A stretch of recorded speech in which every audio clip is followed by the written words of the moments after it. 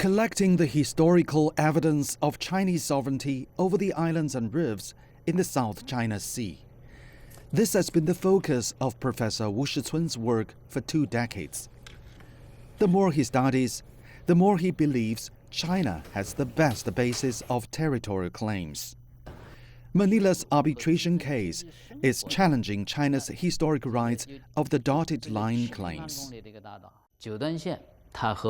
The dotted or 9-dash line is closely related to sovereignty issues.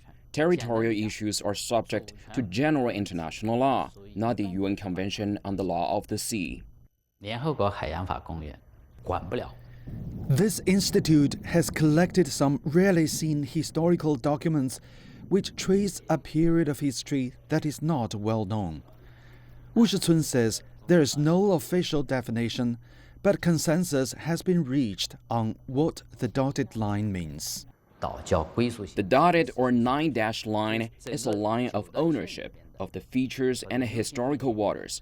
It indicates China's claims of sovereignty over all the islands and reefs within the line, and its historical rights in fishing, navigation, and exploitation.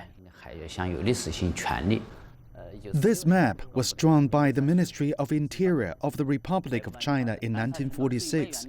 The 8 dashes mark what's known as China's traditional maritime boundary line.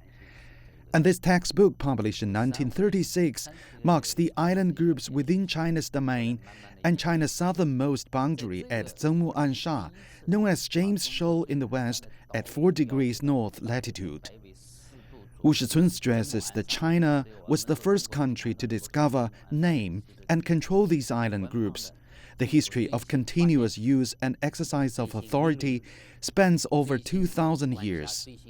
This map identifies some island groups as Wanli Changsha, literally meaning long sandy banks tens of thousands of miles afar. They are marked as the territory of the Ming Dynasty.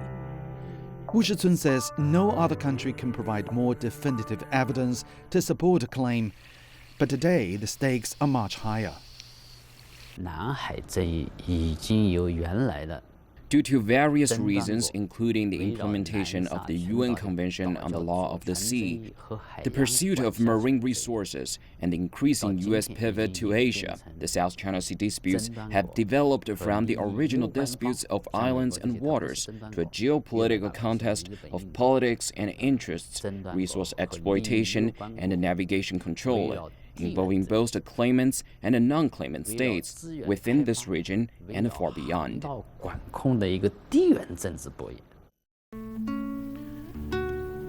Shicun believes disputes over the South China Sea islands and their adjacent waters are unlikely to go away in the near future. He says putting aside disagreements and seeking joint development would be a wise move. The sovereignty over the island features lies at the heart of the South China Sea dispute and may become a flashpoint in this region. China believes to discuss the competing territorial claims, one must inevitably dig into their history. And these historical documents from China may help provide the context in which the current tensions are unfolding. Han Bin, CCTV.